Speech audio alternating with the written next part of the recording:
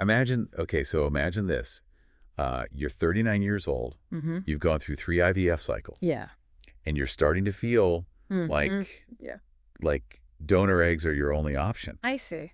And then you discover this like entirely different approach. Right. That blends like Western fertility treatments with the ancient wisdom of acupuncture and herbal medicine. Oh, wow. And guess what? What? It works. You're holding your baby. Oh, wow. That's wonderful. A testament to the power of integrative medicine. Yeah. So that's the kind of story we're unpacking today in our deep dive. Oh, cool. And incredibly powerful, isn't it? Oh, yeah. It really underscores that IVF isn't a one-size-fits-all solution. Yeah, exactly. There's this whole other layer of factors influencing success that we often overlook. Yeah, that's what caught my attention in these sources that we're looking at today. Oh, cool. We're going beyond the typical IVF discussions. Okay. We're going to uncover those hidden factors that can lead to failure and explore how integrative medicine can actually improve outcomes. I see. It's like we're searching for those missing pieces of the fertility puzzle. I love that analogy. Right. Yeah, because conventional IVF often focuses on very specific aspects. So it sometimes misses the interconnectedness of the body system. Okay, so let's dive into this idea of IVF failure. Okay. The sources are pointing to a range of issues beyond just the technology itself. I see. One that surprised me was embryo quality. Oh, okay. I always thought as long as the chromosome count was normal, you were good to go. That's a common misconception. Really? Yeah. I thought. While chromosome count is important, it's just one piece of the puzzle. Oh. The sources highlight the importance of the embryo's cellular structure, its metabolism, and even its developmental potential. Think of it like this. You can have 2 cars with the same number of parts. But one might be a finely tuned machine while the other sputters and stalls. Oh, so even if an embryo looks normal under a microscope, exactly, it might have hidden vulnerabilities that prevent it from implanting or developing properly. Precisely. Oh, wow. And then, of course, we have the other half of the equation, the endometrial lining. It's not just about thickness. The lining's molecular and structural composition play a crucial role in creating a welcoming environment for the embryo. Imagine trying to plant a seed in dry, cracked soil versus rich, fertile ground. Ah, that makes total sense. Yeah. So this next one was particularly intriguing to me. Okay. Hidden sperm pathology. I had no idea. Sperm DNA fragmentation could be such a significant issue. It's often overlooked, but the research is clear. Really? Yeah. Wow. Fragmentation in sperm DNA can impact an embryo's ability to develop and implant. Wow. Leading to repeated IVF failures. Wow. Even when other sperm parameters seem normal. So it's like a ticking time bomb within the sperm itself. That's one way to put it. Wow. And the sources also highlight the role of inflammation. Yeah. Particularly in women with endometriosis. Even after endometriosis is treated, residual inflammation can linger in the pelvic region, creating a hostile environment for implantation. It's like the body is waging an internal battle. Exactly. Even when things appear calm on the surface. Right. Wow. And we can't forget about autoimmune and thrombophilia issues. Right. In autoimmune conditions, the body's immune system mistakenly attacks its own tissues, which can disrupt implantation and early pregnancy. Thrombophilias, on the other hand, involve blood clotting disorders that can interfere with blood flow to the developing embryo. So these underlying conditions create roadblocks at various stages of the process. Precisely. Wow. And that's why the Berkeley Center's approach is so compelling. Yeah. They're pioneers in combining Eastern and Western medicine to address these complex issues that often go undetected or untreated in conventional fertility settings. From what I've read, their success rates, especially with couples facing multiple IVF failures, are pretty remarkable. What fascinates me about their approach is their commitment to finding the root causes. Yeah. They go beyond the standard tests, conducting thorough assessments that consider all these interconnected factors you've been discussing. And then they create customized treatment plans using a blend of techniques, right? It's not a one-size-fits-all approach. It's tailored to each person. Yeah. They tailor each plan using a combination of acupuncture, herbal medicine, dietary recommendations, and lifestyle modifications, all aimed at creating the optimal environment for conception and a healthy pregnancy. The sources emphasize their focus on synchronized care. Right. meaning they work closely with the patient's reproductive endocrinologist. Collaboration is Yeah. key. This ensures everyone is on the same page Right. and working towards the same goal. And their support continues beyond embryo transfer, Oh, wow. extending throughout the critical early stages of pregnancy. That must be incredibly reassuring Absolutely. for patients going through this emotional roller coaster. And they're also big on patient education and empowerment. Oh, that's great. They want their patients to understand their own fertility and actively participate in their journey. That makes so much sense. Yeah. It's not just about procedures and protocol. Right. It's about empowering patients Exactly. to take control of their own health and fertility. Yeah. So let's delve a little deeper into one of their key modalities, Right. acupuncture. It's gaining popularity. Yes, it is. Right. But I'm curious to know how it actually works to enhance fertility. Well, the research is quite compelling. Yeah. Yeah. Acupuncture seems to work on multiple levels, Okay. influencing both the physical and hormonal aspects of fertility. Give me the highlights. Like, what does the science say? For starters, studies have shown that acupuncture can increase blood flow to the ovaries. This is crucial because it delivers more nutrients and hormones, essential for egg development and maturation. So it's like giving those ovaries a revitalizing spa treatment. That's a great way to visualize it. Okay.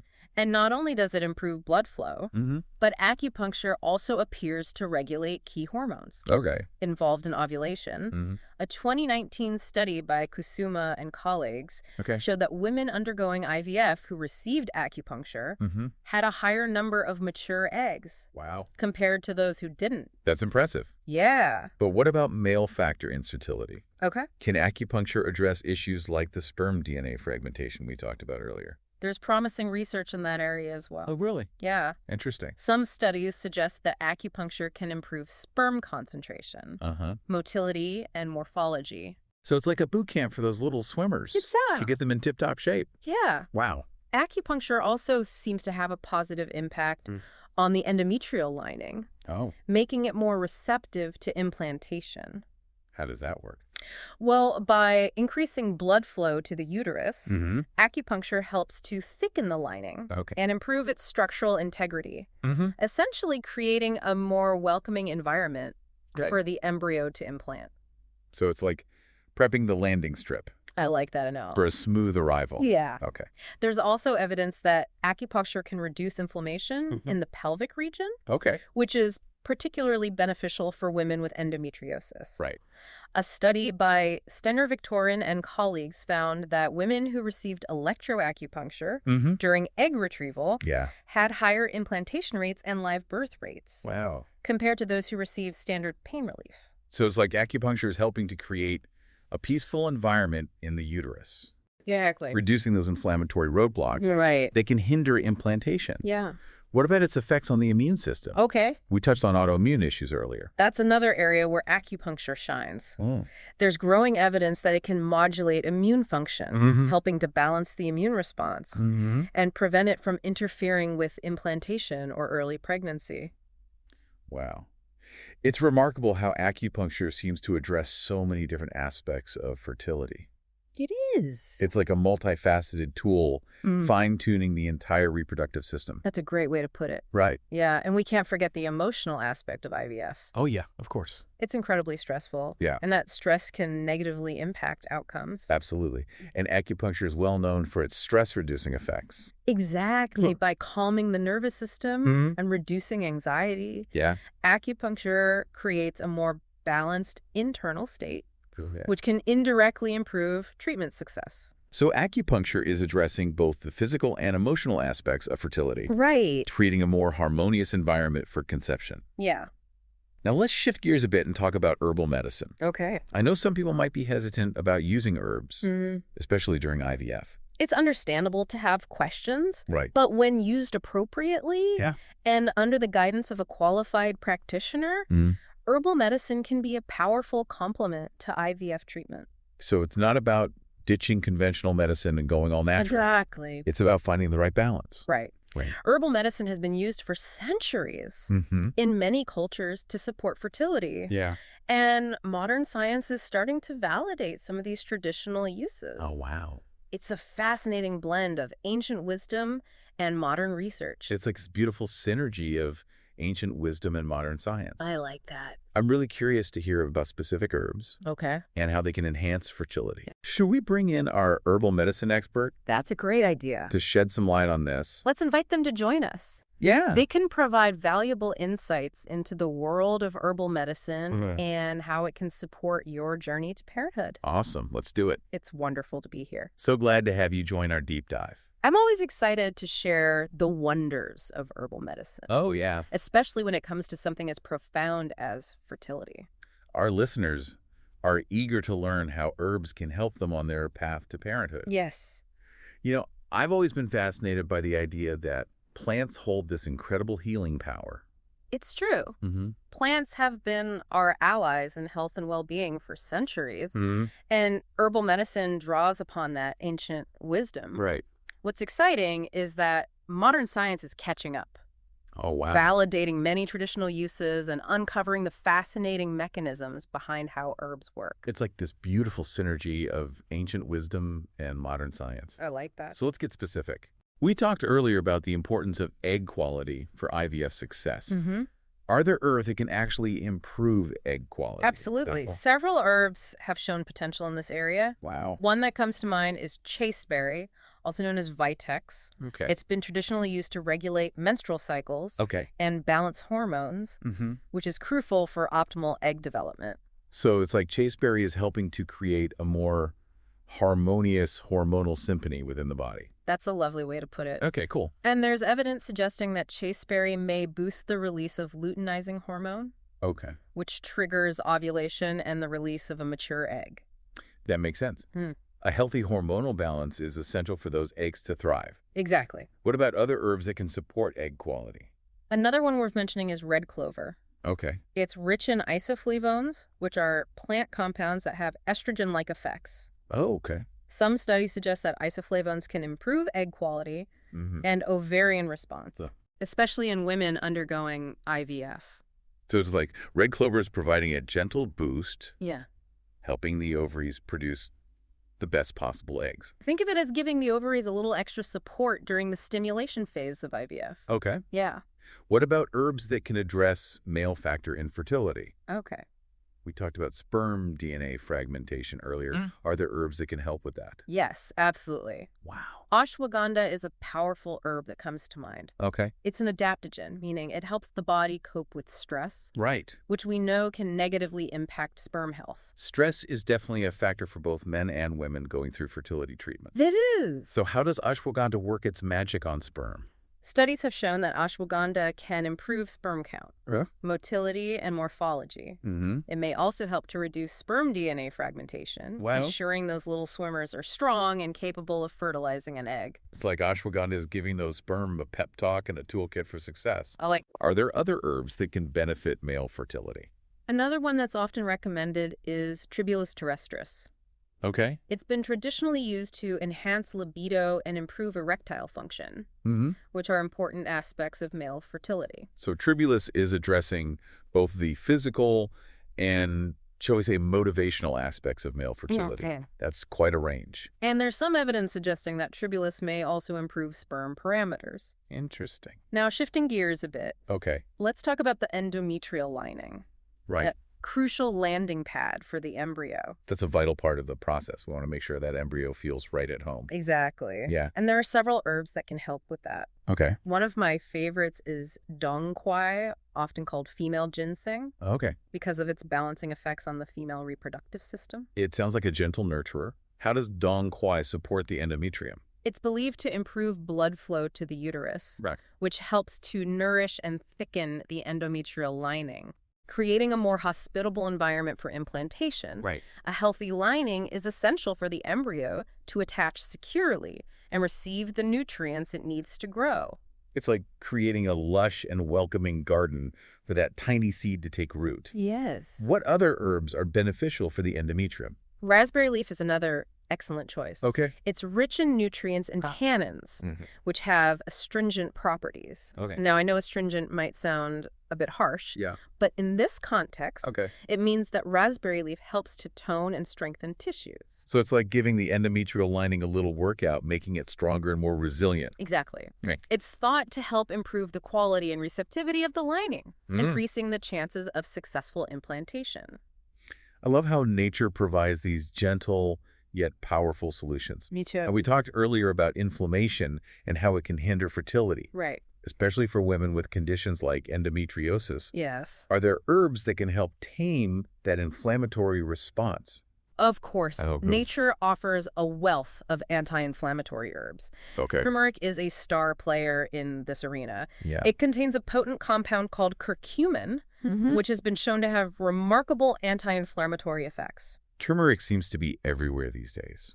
I'm seeing it in everything from lattes to smoothies. Right. Is it really that beneficial for inflammation?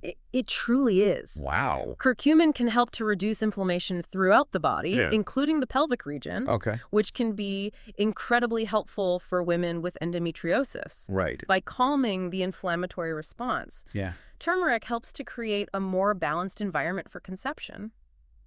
Turmeric is a peacemaker, helping to quell those inflammatory fires. Yes. Are there other herbs that share turmeric's anti-inflammatory prowess? Absolutely. Ginger is another wonderful option. Okay. It's often used to relieve nausea, Yeah. but it also has potent anti-inflammatory properties. Oh, wow. That can benefit women with endometriosis or other inflammatory conditions. It's amazing how these everyday spices have such incredible healing power. It is. Now, we can't forget about the immune system and its role in fertility. Right.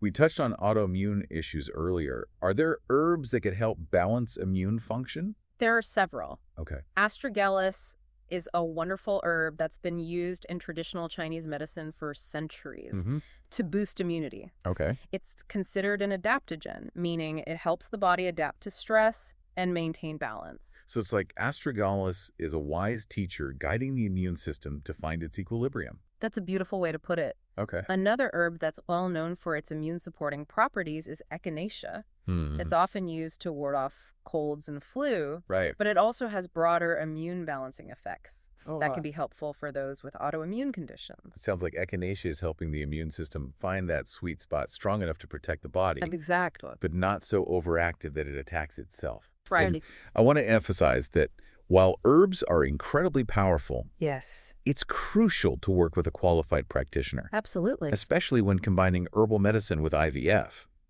A qualified practitioner can assess your individual needs, Right. recommend the right herbs and dosages, and monitor for any potential interactions or side effects. Right. They'll work with you and your reproductive endocrinologist to create a safe and effective plan. So it's like having a personalized herbal guide helping you navigate this complex world and make informed decisions. Exactly. It's also important to remember that herbal medicine is not a quick fix. It takes time for herbs to work their magic. Patience and consistency are key. Yeah. Herbs work gently and gradually to restore balance and support the body's natural healing processes. Right. Think of it as nurturing a garden.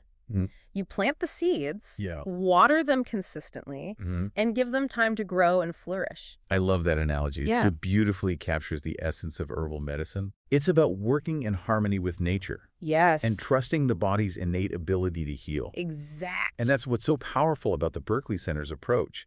They recognize this interconnectedness Right. and use these ancient tools in a modern context to support couples on their fertility journeys. Yes. We've learned so much from you today. Thank you for sharing your expertise and passion for herbal medicine with us. It's been my pleasure. I'm always thrilled to spread the word about the power of plants. Now, before we wrap up this deep dive, Okay. let's bring our initial expert back to synthesize all this incredible information and offer some final takeaways for our listeners. Sounds good. Stay tuned.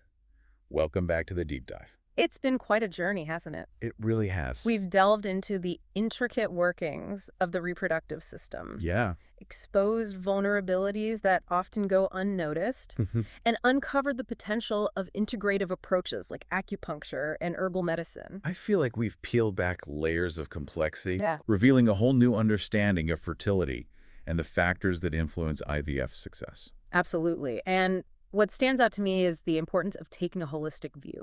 The Berkeley Center's approach with its emphasis on personalized care and the integration of Eastern and Western medicine really embodies this philosophy. It's not just about the technology. It's about understanding the individual, their unique circumstance. Exactly. And addressing the root causes of their fertility challenges. And we've explored some of those root causes in detail today. Yeah. Everything from embryo quality and endometrial receptivity to sperm DNA fragmentation, inflammation, and autoimmune issues. Right. These often overlooked factors can significantly impact IVF outcomes.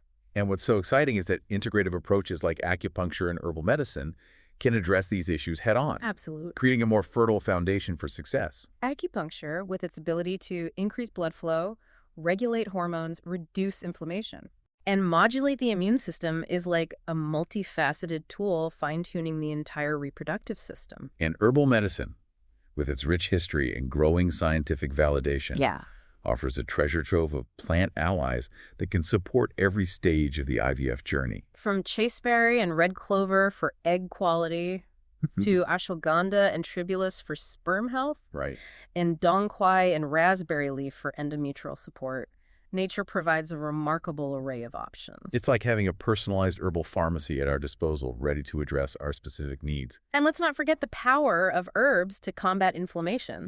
Which we know can be a major obstacle to IVF success. Absolutely. Turmeric, ginger, and other anti-inflammatory herbs can help to calm the storm, creating a more balanced environment for conception. It's about creating that internal harmony, that sense of balance and well-being that allows the body to do what it does best. Exactly. Create life. Beautifully put. And I think the success stories we've discussed, particularly those couples who found success after multiple failed IVF cycles, speak volumes about the potential of these integrative approaches. They offer hope and new possibilities for those who may have felt like they were running out of options. So for our listeners who are on their own fertility journeys, what are some key takeaways they can carry with them? I think the most important message is this: don't give up hope. IVF is not a guaranteed path to parenthood, but there are so many ways to optimize your chances of success. Absolutely. Knowledge is power. Educate yourself. Explore all your options and advocate for your own care. Don't be afraid to ask questions. Seek out second opinions and find practitioners who align with your values and goals. And remember that you're not alone. There's a whole community of support out there. People who understand the challenges and triumphs of this journey. If you're intrigued by the Berkeley Center's approach, we highly recommend checking out their website. They have a wealth of information and offer phone consultations for those who live outside of New York City. Their team is passionate about helping couples achieve their dream of parenthood, and they offer a truly holistic and individualized approach. We'll be sure to include all the relevant links in the show notes. Great. And as always, we're here to support you on your journey, however it unfolds. Remember, fertility is a journey, not a destination. Embrace the process, learn from your experiences, and celebrate every step along the way. Thank you for joining us on The Deep Dive. It was great being here. We hope this exploration has empowered you with knowledge, hope, and a renewed sense of possibility on your path to parenthood.